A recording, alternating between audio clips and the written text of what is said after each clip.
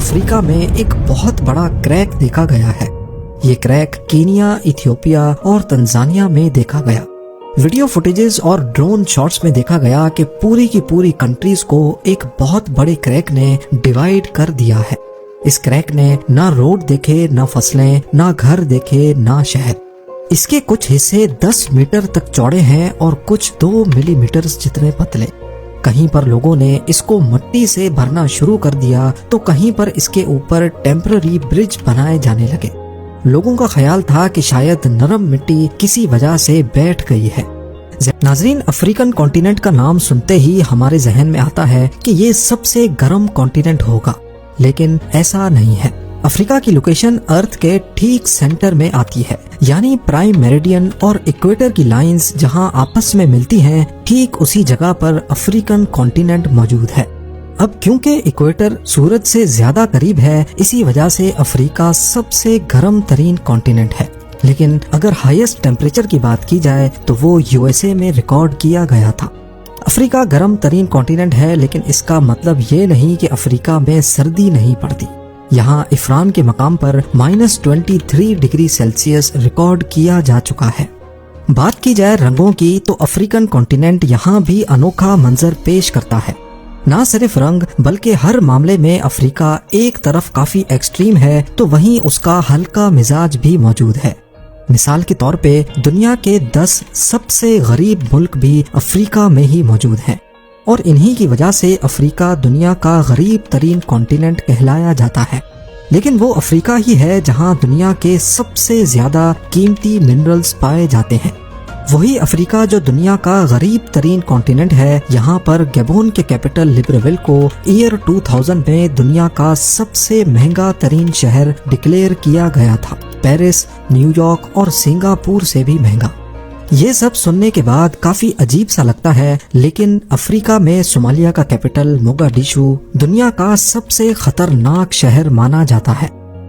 افریقہ کی total population 1.5 ارب ہے، لیکن بدقسمتی سے یہاں کی 40% آبادی الٹریٹ ہے، یعنی نہ ان کو پڑھنا آتا ہے نہ ہی لکھنا۔ پر دوسری سائیڈ پہ دنیا کی سب سے پرانی یونیورسٹی بھی ویسٹ افریقہ میں ہی پائی جاتی ہے۔ مالی کے شہر ٹمبکٹو میں موجود یہ یونیورسٹی 800-900 سال پہلے بنی تھی، اور اپنے عروج پر اس میں 25,000 اسٹوڈنٹس پڑھتے تھے، جبکہ اس وقت یہاں کی ٹوٹل پاپولیشن ہی 1 لاکھ تھی۔ حیرانی کی بات ہے کہ دنیا میں سب سے زیادہ ٹوئن برتھ ریٹ بھی افریقہ میں ہی پایا جاتا ہے۔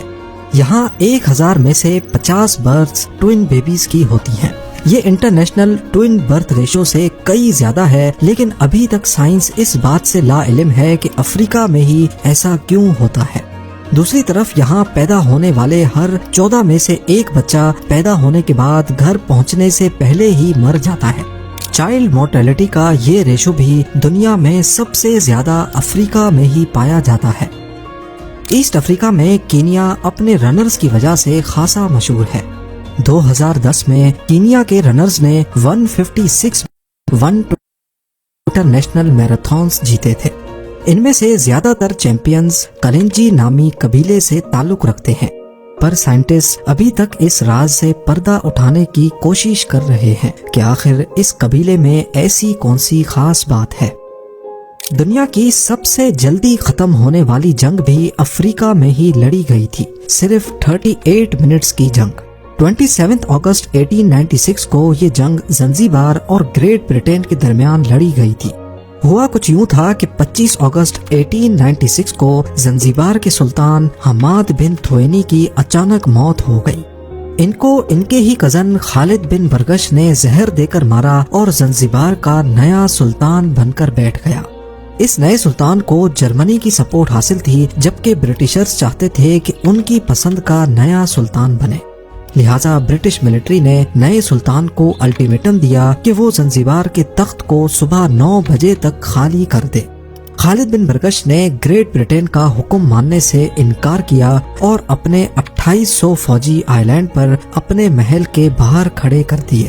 صبح 9 بجے جب الٹیمیٹم ختم ہوا تو برٹش رائل نیوی کی شپس نے آؤ دیکھا نتاؤ سلطان کے محل پہ گولوں کی بارش کر دی، اور 9:37 پہ محل کا جھنڈا اکھاڑ دیا۔ 38 मिनटों तक चलने वाली इस जंग में जहां सुल्तान के 2800 में से 500 फौजी मारे गए, वहीं ब्रिटिश नेवी का सिर्फ एक सेलर जख्मी हुआ था। अफ्रीका की बात हो और इजिप्ट के पिरामिड्स की ना हो, ऐसा कैसे मुमकिन है? लेकिन क्या आपको मालूम है कि इजिप्ट से 2 गुना ज्यादा पिरामिड्स सूडान में मौजूद हैं, और ये भी एक अफ्रीकन कंट्री ही है। एस्टिमेट्स के मुताबिक सूडान में 250 से ज्यादा पिरामिड्स हैं, जबकि इनकी साइज काफी छोटी है। इसी वजह से ये टूरिस्ट के बीच ज्यादा फेमस नहीं। इतना